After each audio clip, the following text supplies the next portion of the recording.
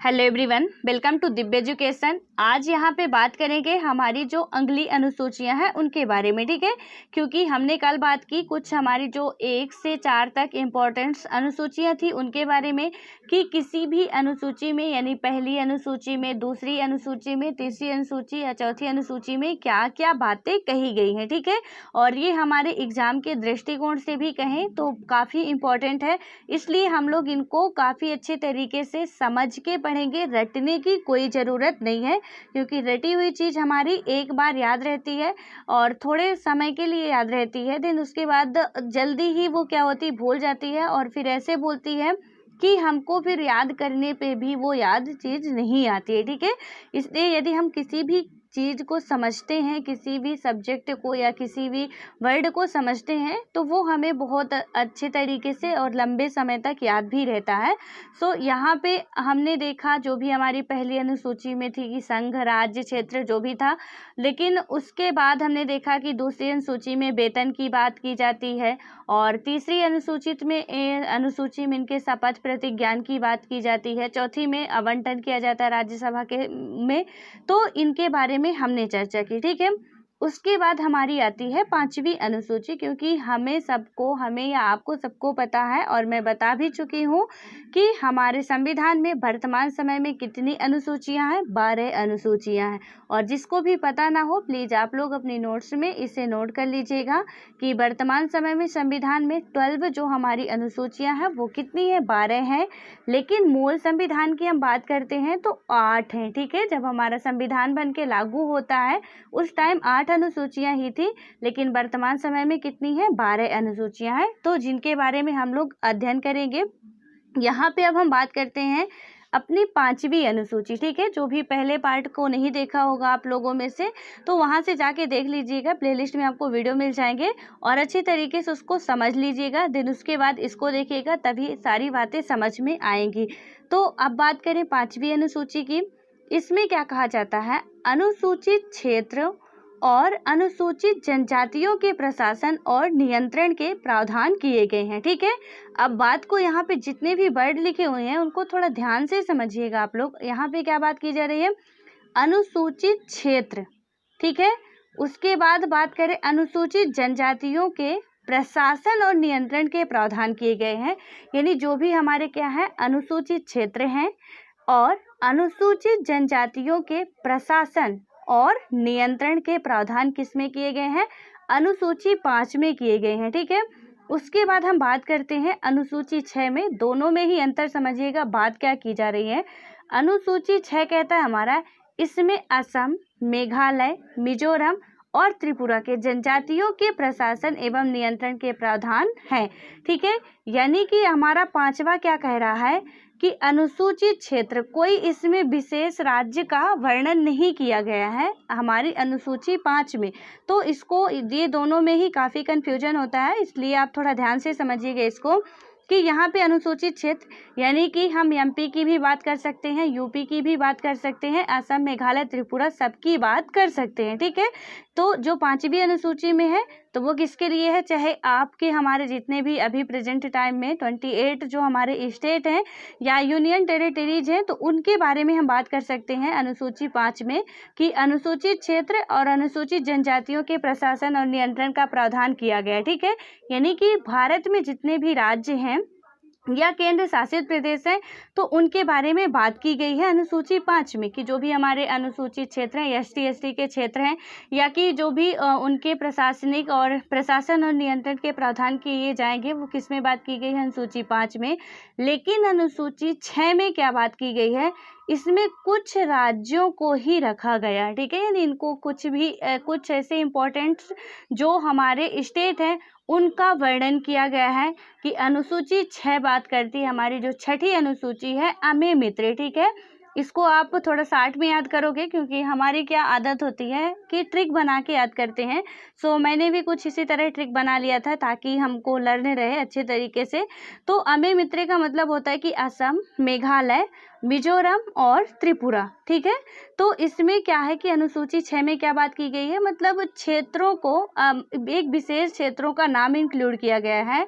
तो यहाँ पे पूरे भारत के राज्यों में नहीं, सिर्फ और सिर्फ असम, मेघालय, मिजोरम और त्रिपुरा। आपको पता है कि ये क्या है, हमारे पूर्वोत्तर के राज्य हैं, ठीक है। तो यहाँ ये जितने भी पूर्वोत्तर के राज्य हैं, असम भी हमारा पूर्वोत्तर का राज्य है, मेघालय भी पूर्वोत्तर का ही राज्य है, और मिजोरम, और ये जो हमारा है क्या, त्रिपुरा, ठीक है। ये तीनों ही जो बात करें तो पूर्वोत्तर के ही भारत के राज्य हैं। इनके बारे में क्या किया गया है, जनजातियों के प्रशासन एवं नियंत्रण के प्रावधान, ठीक है। यहाँ पे क्या किया गया है, प्रशासन और नियंत्रण के प्रावधान पूरे देश में ही बात की गई है कि जितने भी अनुसूचित क्षेत्र है या अनुसूचित जनजाति के जो भी प्रशासन और नियंत्रण की बात, तो पूरे देश में होंगे, ठीक है, जहाँ जहाँ भी हैं। लेकिन अनुसूची 6 हमारा एक विशेष राज्य का वर्णन किया गया है। कुछ ही इसमें राज्य इंक्लूड है जिनके बारे में प्रशासन एवं नियंत्रण के प्रावधान किए जाएंगे, और वो भी किनके लिए, जो भी हमारे जनजातीय क्षेत्र है या अनुसूचित जाति के क्षेत्र हैं उनके लिए। तो ये बात दोनों ही आपको याद रखनी है, सिंपल है, बस आपको याद रखना है कि अनुसूची 5 में जो भी हमारा अनुसूचित क्षेत्रों और अनुसूचित जनजातियों के प्रशासन और नियंत्रण का प्रावधान किया गया है, यानी कि इसमें कोई विशेष राज्य का नाम नहीं लिया गया है, तो ये पूरे देश के लिए, ठीक है, जितने भी राज्य हैं।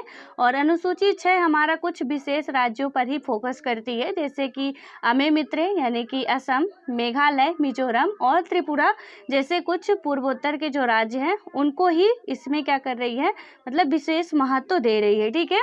तो ये दोनों आई होप कि आपको बेहतर तरीके से समझ में आ गए होंगे। देन उसके बाद अब हम बात करते हैं, यहाँ पे जैसे नोट लिखा हुआ आप भी नोट कर लेना, 2005 में गोरखालैंड और दार्जिलिंग पहाड़ी में सम्मिलित किया गया, ठीक है। जो 2005 में क्या किया गया है, गोरखालैंड और दार्जिलिंग पहाड़ी, जो गोरखालैंड है वो दार्जिलिंग पहाड़ी में सम्मिलित किया गया है। उसके बाद हमारा आता है 7वीं अनुसूची। 7वीं अनुसूची में क्या बात की जाती है, केंद्र राज्य के बीच शक्तियों का विभाजन, ठीक है। तो जो हमारी 7वीं अनुसूची होती है वो मेन रूप से होती है सेंटर के बीच और हमारा स्टेट के बीच शक्तियों का विभाजन, ताकि क्या हो कि ज़्यादा बर्डन ना हो, यानी कि ज़्यादा बोझ ना तो केंद्र को के पास ही हो ना तो राज्य के पास ही हो, ठीक है। हमारा इतना बड़ा एक लोकतांत्रिक देश है, क्या कभी आप लोगों में से किसी ने दिमाग लगाया है कि इतने बड़े लोकतांत्रिक देश का पूरा शासन संचालन, जितनी भी शासन व्यवस्था है वो कैसे चलती होगी? क्या कोई एक व्यक्ति इसको चला रहा है? तो नहीं, बिल्कुल नहीं, कोई एक व्यक्ति इसको चला ही नहीं सकता है। यहाँ पे हर एक क्षेत्र में डिवाइड किया गया है। जैसे हम बात करें तो सेंटर के लिए अलग से, स्टेट के लिए अलग से, देन स्टेट भी उसमें भी डिवाइड करता है डिस्ट्रिक्ट में, संभाग में जो भी है हमारे। देन उसके बाद फिर कुछ स्थानीय क्षेत्र होते हैं उनमें डिवाइड किया जाता है। यानी कुछ इस तरीके से एक गांव के, यदि हम बात करें, ये पूरा देश हो गया हमारा, और गांव में यहाँ एक जो भी कोने पे भी व्यक्ति बैठा है उस तक की बात पहुँचानी है गवर्नमेंट की। तो यहाँ से यहाँ तक मतलब पूरे जितना भी हमारी प्रोसेस होती है, यहाँ काम कर रहे हैं, फिर इसके अंडर में यहाँ काम कर रहे हैं, फिर यहाँ काम कर रहे हैं, देन इसके बाद यहाँ पे हर एक क्षेत्र में क्या होता है कि लगे हुए हैं लोग, यानी पूरी मैनेजमेंट टीम है, जो भी अलग अलग करके डिवाइड किया गया है, तभी हमारी ये जो प्रशासनिक व्यवस्था है बेहतर तरीके से काम कर पा रही है, ठीक है। नहीं तो यदि ऐसा कर दिया जाए कि दिल्ली पुलिस को ही पूरे काम सौंप दिया जाए पूरे देश के जितने भी राज्य हैं उनके, तो इम्पॉसिबल है। इसीलिए हमारे, आपको पता है कि राज्य सरकारें भी क्या होती हैं, राज्य पुलिस भी होती है हर एक राज्य में, मतलब UP police, MP police, Bihar police. तो ऐसे ऐसे मतलब सभी जितने भी डिपार्टमेंट हैं, आपको पता है कि हमारे, यदि हम बात करें तो जैसे सेंटर में कैबिनेट होती है वैसे ही हमारे स्टेट में भी कैबिनेट होती है। और मैंने आपको समझाया भी था जब आर्टिकल्स पढ़ रहे थे कि जो लोकसभा होता है तो उसी तरह हमारे स्टेट में भी विधानसभा का गठन किया जाता है, और उसी तरह सब बैठक वगैरह होती हैं वहाँ पे भी। तो ये सारी प्रोसेस बनाई जाती है ताकि क्या हो, जितनी भी हमारी प्रशासनिक व्यवस्थाएं हैं वो सुचारू रूप से चलाई जा सके, ठीक है। ये किस में बात की जा रही है, अनुसूची 7 में। अनुसूची 7 में क्या बात करता है, केंद्र और राज्य के बीच शक्तियों का विभाजन, ठीक है। हमारे सेंटर और स्टेट के बीच शक्तियों का विभाजन, कि कुछ इसमें सब्जेक्ट रख दिए गए कि इतने सब्जेक्टों पर ही केंद्र का अधिकार है, देन उसके बाद कुछ ऐसे रख दिए गए कि इतने सब्जेक्टों पर राज्य का अधिकार है। तो यहाँ पे क्या किया गया है कि इनके विभाजन को 3 सूचियों के आधार पर, जिनमें संघ सूची, राज्य सूची, समवर्ती सूची, ठीक है। इनके जो शक्तियों का विभाजन है तो 3 सब्जेक्ट्स में बांट दिया गया है, या 3 सूचियों में बात करें वो कौन कौन सी हैं। पहली हो गई संघ सूची, दूसरी हो गई राज्य सूची, और हमारी तीसरी बात करती है समवर्ती सूची, ठीक है। अब इसमें हम बात करें संघ सूची, राज्य सूची और समवर्ती सूची के बारे में, इनसे काफ़ी ज़्यादा क्वेश्चन पूछे जाते हैं। और सबसे मेन रूप से यदि बात करें तो क्वेश्चन एक ये भी पूछा जाता है कि यानी संघ सूची के अंतर्गत कितने सब्जेक्ट हैं या राज्य सूची के अंतर्गत कितने हैं, तो काफ़ी कुछ चेंजेस हुआ है, ठीक है। तो यहाँ पे यदि हम बात करें तो संघ सूची में कितने विषय थे जब मूल संविधान में, ठीक है। अब हमेशा आपको मूल संविधान लेके चलना है, आप उसको पीछे नहीं छोड़ सकते हो, क्योंकि किसी भी चीज़ में संशोधन हो रहा है, जैसे हमारे सिटीजनशिप अमेंडमेंट में संशोधन हो रहा है, तो हम ऐसा तो नहीं है कि हम ये छोड़ दें कि 1955 में इससे ये लागू किया गया था तो उसको छोड़ देंगे यदि, तो फिर ऊपर ऊपर हम नहीं उड़ सकते हैं, ठीक है। अपनी ज़मीनी सतह हमको बना के चलनी पड़ती है पकड़, तभी जाके हम आगे की बात करते हैं कि हाँ 1955 में ये एक्ट लाया जाता है पहली बार, देन उसके बाद इसमें जितने भी बार संशोधन हुए उनकी बात करेंगे। फिर हम बात करेंगे कि 2019 में भी इसमें क्या किया गया, काफ़ी कुछ संशोधन किया गया, ठीक है। तभी हमारी बात तथ्यात्मक भी होगी और सही भी मानी जाएगी।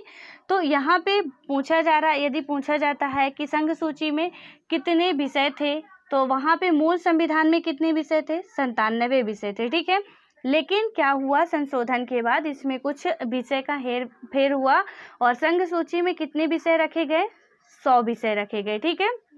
और संघ सूची का मेन रूप से मतलब क्या होता है कि इसमें जितने भी सब्जेक्ट्स हैं तो इसमें नियम और कानून बनाने का अधिकार किसको होता है, सेंट्रल गवर्नमेंट को होता है, ठीक है। यानी संसद को होता है कि वो इसमें तहत जितने भी सब्जेक्ट हैं उनमें नियम कानून बना सकती हैं। और आप गिनतियों के सब्जेक्ट हैं, यानी कि 100 सब्जेक्ट जो हैं या 100 विषय किस में रखे गए हैं, वर्तमान समय में 100 विषय हैं, ठीक है। मूल संविधान में तो हमारे 97 वर्णित थे, लेकिन वर्तमान में 100 विषय हैं वो। और ये पूरा 100 विषय में जितने भी कानून वगैरह होंगे वो कौन बनाएगी, हमारी सेंट्रल गवर्नमेंट ही बनाती है, ठीक है।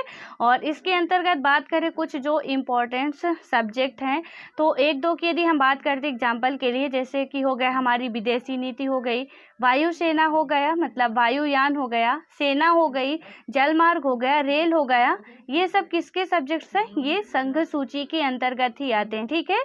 उसके मतलब कि जैसे सेना के बारे में कोई भी नियम कानून बनाना है, कौन बनाएगा, केंद्र सरकार बनाएगी। वायुयान के बारे में जो भी हमारा नियम कानून बनेगा वो केंद्र सरकार को बनाने का अधिकार है।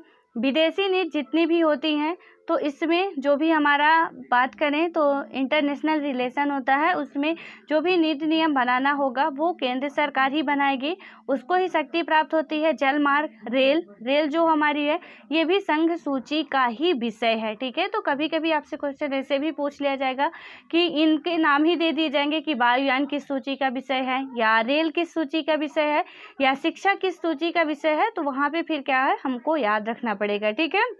उसके बाद हम बात करते हैं राज्य सूची में। राज्य सूची में मतलब क्या होता है, जो मैं बोल रही हूँ प्लीज़ आप उसको नोट कर लीजिएगा। और मेरा मेन मकसद यही है कि मैं आप लोगों को शॉर्ट नोट्स बनवाती जा रही हूँ, ठीक है। और आई होप कि आप सभी लोग बनाते भी जा रहे होंगे, क्योंकि ये बेहद इंपॉर्टेंट है। फिर हम सब क्या है कि अभी मैं बोल रही हूँ तो आपको मेरी बात शायद ना समझ में आए, लेकिन फिर आप क्या करोगे कि मैम मैं शॉर्ट नोट्स कैसे बनाऊँ, नोट्स कैसे बनाऊँ, तो फिर समझ में नहीं आता है कि क्या करूँ। इसीलिए मैं कोशिश कर रही हूँ कि आप लोगों की जो भी शॉर्ट नोट्स हैं वो कंप्लीट हो जाए, थोड़े शब्दों में हम बहुत कुछ समझ लें, ठीक है। बस वही मेरा जो भी कोशिश है कि आपको थोड़े शब्दों में ही बहुत कुछ समझाया जा सके और रिवाइज करने में भी आसानी हो। तो आप लोग इसको जो मैं बोल रही हूँ उसको आप लिखते जाइएगा, ठीक है। उसके बाद यहाँ पे हम राज्य सूची की बात करते हैं। यहाँ पे कितने हैं, यहाँ पे थोड़ा इसकी संख्या का बदलाव हुआ है, यहाँ पे 61 होगा। और यहाँ पे बात करते हैं यदि हम, तो क्या होगा कि इसमें क्या है, ये थोड़ा संख्या आप चेंज कर लीजिएगा। यहाँ पे 61 जो सब्जेक्ट हैं वो प्रेजेंट टाइम में है, ठीक है। यहाँ पे 61 होगा और 66 जो पहले थे, ठीक है। यानी कि मूल संविधान में कितने थे, तो 66 थे। और वर्तमान संविधान में कितने हैं, तो यहाँ पे बात करें तो वर्तमान में 61 विषय जो हैं वो राज्य सरकार के अंतर्गत हैं, ठीक है। यानी कि हमारे राज्य सरकार को 61 विषय ऐसे हैं जिन पे वो कानून बना सकती है, लागू करवा सकती है, उनको इसमें कुछ भी कर सकती है, अधिकार प्राप्त है। लेकिन आप एक बात हमेशा याद रखना कि जब भी कभी ऐसी ज़रूरत पड़ती है कि किसी भी विषय पर केंद्र कानून बनाना चाहे तो वो बना सकती है, ठीक है। केंद्र को ये, हम एक अनुच्छेद भी पढ़े थे, वहाँ पे भी बात की गई थी कि केंद्र को ये अधिकार होता है कि वो राज्य के यदि कोई विषय है जिसमें विवाद की स्थिति बन रही है या कि कोई विषय जो राज्य नहीं सॉल्व कर पा रही, वहाँ पे यदि बनाना चाहती केंद्र कानून तो केंद्र सरकार कानून बना सकती है, ठीक है। तो यहाँ पे कितने सब्जेक्ट रखे गए हैं? पहले कितने थे मूल संविधान में? 66 थे। ये आप बिल्कुल नोट कर लेना अच्छे तरीके से, ठीक है। और यहाँ पे अब कितने हैं? 61 है वर्तमान समय में। राज्य सरकार के अधीन जो विषय हैं वो कितने हैं? वर्तमान समय की बात करें तो 61 है, ठीक है। और एग्जाम्पल के लिए इसमें हम देखते हैं तो क्या क्या हो सकता है, जैसे पुलिस हो गई हमारी, ये राज्य सरकार का सब्जेक्ट है, ठीक है। और उसके बाद है स्वास्थ्य, कृषि, स्थानीय स्वशासन, ये क्या है? राज्य सरकार के अंतर्गत विषय रखे गए हैं, ठीक है। तो क्या क्या हो गया, आप जो मैं कुछ एग्जाम्पल एक दो बता रही हूँ, हालांकि 61 विषय रखे गए हैं। तो 61 विषय लिखना पॉसिबल नहीं है और इतना ज़्यादा पूछा भी नहीं जाता है, कुछ इंपॉर्टेंट सब्जेक्ट्स ही पूछे जाते हैं। तो यहाँ पे आप याद रखना कि क्या है, पुलिस, स्वास्थ्य और जो भी हमारा चिकित्सा का होता है, कृषि हो गई, कृषि राज्य सरकार का ही विषय है। स्थानीय स्वशासन जो होता है वो भी राज्य सरकार का ही विषय है, ठीक है। तो हमने समझा कि केंद्र सरकार के विषय में विदेश नीति, वायुयान सेना, जल मार्ग, रेल मार्ग, और राज्य सरकार में क्या देखा हमने कि पुलिस हो गया, स्थानीय स्वशासन हो गया, स्वास्थ्य हो गया, कृषि हो गया। तो ये किसके अंतर्गत है? राज्य सरकार के अंतर्गत रखे गए हैं, ठीक है। उसके बाद हम बात करते हैं तो यहाँ पे आएगा हमारा समवर्ती सूची, जो कि लास्ट सूची है हमारी। इसमें क्या बात की गई है?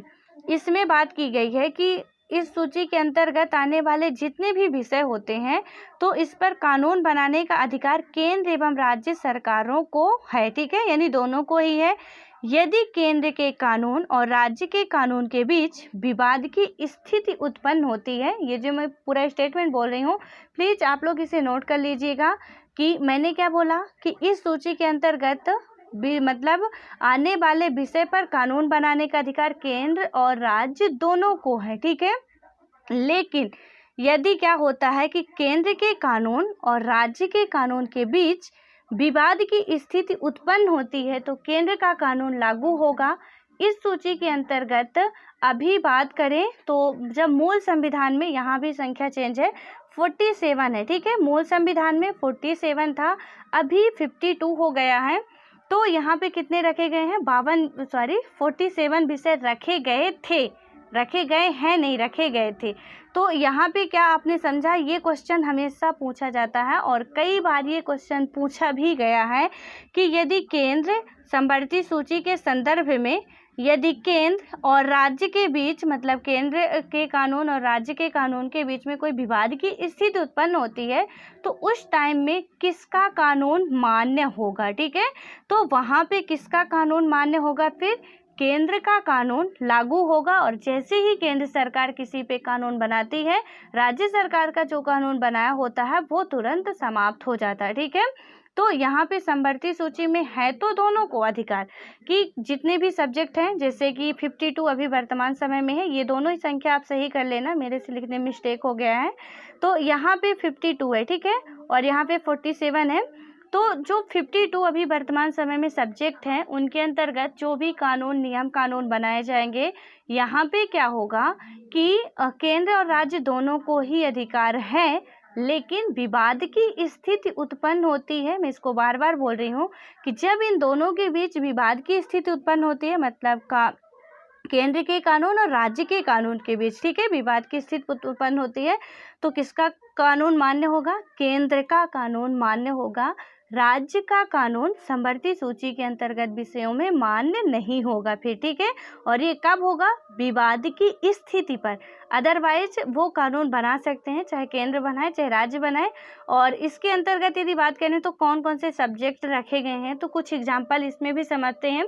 जैसे कि हमारा श्रम कल्याण हो गया, आप देखते हो कि हमारे सेंटर भी कानून बनाती है, स्टेट भी अपने यहाँ के लिए जो भी श्रम व्यवस्था होती है उसके लिए कानून बनाती है। उसके बाद हम बात करें समाचार पत्र, ठीक है, ये किसके कौन से विषय सूची के अंतर्गत रखा गया है? तो ये समवर्ती सूची का ही विषय है, ठीक है। उसके बाद हो गया हमारा वन, जो हमारा फॉरेस्ट है ये किसका विषय है, समवर्ती सूची का ही विषय है। काफ़ी बार ये क्वेश्चन पूछा भी गया है कि वन किस सूची के अंतर्गत आता है, राज्य सूची, संघ सूची, समवर्ती सूची, इनमें से कोई नहीं। तो यहाँ पे क्या होगा, हमारा समवर्ती सूची होगा, ठीक है। उसके बाद हो गया हमारा प्रदूषण नियंत्रण, परिवार नियोजन। तो जो भी प्रदूषण नियंत्रण के बारे में नियम कानून बनाए जाते हैं तो स्टेट भी बनाता है और सेंटर भी बनाता है, ठीक है। दोनों ही एक ही सब्जेक्ट में बना सकते हैं, सेंटर अपने सेंटर पे लागू करवाएंगे और जो स्टेट होगा वो यहाँ पे लागू करवाएंगे, या कि सेंटर का बनाया गया कानून पूरे देश में भी लागू करने का वो आदेश दे सकते हैं, ठीक है। यानी विवाद की जब स्थिति उत्पन्न हो जाएगी, जैसे सपोज आप यहाँ पे लो कि प्रदूषण नियंत्रण पर कानून बना रहे हैं दोनों ही, ठीक है, लेकिन दोनों के बीच क्या हो रहा है, थोड़ा सिमिलरिटी नहीं हो रही है कि कुछ राज्य वाले अलग बना रहे हैं, क्योंकि हर एक राज्य को अपना अपना अधिकार है, वो जैसे भी करें। तो यदि राज्य सेंटर से थोड़ा अलग जाने की कोशिश कर रहे हैं, एक ही सब्जेक्ट पे दोनों कानून बना रहे हैं, दोनों अलग दिशा पे चल रहे हैं, उस टाइम पे फिर सेंटर गवर्नमेंट क्या करेगी कि वहाँ पे वो उस पर रिस्ट्रिक्शन लगा सकती है, और जो उसके द्वारा कानून बनाए गए हैं उनको मानने के लिए आपको बाध्य होना पड़ेगा, और राज्य वाले क्या करते हैं, उनको फिर मानना भी पड़ता है, ठीक है। तो आई होप कि यहाँ पे आपको समझ में आ गया होगा। और हमारा जो शिक्षा होता है वो भी समवर्ती सूची के अंतर्गत ही आता है, ठीक है। यानी कि यहाँ पे बात करें तो ज़्यादातर राज्य सरकार को ये अधिकार होता है कि वो शिक्षा के अंतर्गत जितने भी मतलब नियम कानून है बना सकती है। लेकिन अभी आपको पता है कि हमारा जो नई शिक्षा यानी कि बात करें न्यू एजुकेशन पॉलिसी लाई गई है, ठीक है, काफ़ी लंबे समय के बाद, यानी 34 ईयर के बाद ये इसमें चेंजेस हुआ है, और कहें तो काफ़ी सारा क्या मतलब पूरा ही उलट पलट कर दिया गया है, ठीक है। जो भी था उसमें पहले था वो अब सब कुछ चेंज कर दिया गया है। तो इसमें हमारी किसने बनाया ये कानून, सेंट्रल गवर्नमेंट ने बनाया, ठीक है। यानी कि इसमें राज्य और केंद्र दोनों ही बना सकते हैं कानून। तो ये जो कुछ इसके अंतर्गत सब्जेक्ट्स हैं इनके बारे में हमने चर्चा की, और इनके अंतर्गत जो विषय रखे गए इनकी संख्या बहुत इंपॉर्टेंट है, वर्तमान की और मूल संविधान की दोनों की, ठीक है। तो यहाँ पे जो मैंने बताया आपको, यहाँ पे आप सुधार लीजिएगा, यहाँ 66 होगा, यहाँ 61 होगा, और यहाँ 47 होगा, यहाँ 52 होगा, ठीक है। तो ये दोनों ही सुधार लीजिएगा आप लोग। और आई होप कि आप सभी को ये सारी बातें बहुत ही बेहतर तरीके से समझ में आ गई होंगी, और यदि समझ में आ गई होंगी तो प्लीज़ आप लोग बताइएगा समझ में आ गया है या नहीं आया है। और अब हम आगे बात करेंगे जो हमारी कुछ और 4 अनुसूचियाँ और शेष बची हैं, यानी 8 अनुसूचियों के बारे में हम बात करें, 7 अनुसूचियों के बारे में हम लोग अच्छे तरीके से बात कर ली है। अब हमारी 8वीं, 9वीं, 10वीं, 11वीं और 12वीं अनुसूची के बारे में अब हम अगले वीडियो में डिस्कस करेंगे, और वहाँ भी समझेंगे बहुत ही अच्छे तरीके से, क्योंकि इसको इग्नोर मत करना प्लीज़, ये बहुत ही इंपॉर्टेंट है, और हर एक एग्ज़ाम में इनसे रिलेटेड क्वेश्चन पूछे जाते हैं। और आप में से जो भी किसी भी मतलब एग्ज़ाम दिए होंगे किसी का भी, चाहे स्टेट PCS का हो चाहे अदर एग्ज़ाम हो, उनमें ये क्वेश्चन पूछे जाते हैं, ठीक है। So all the best.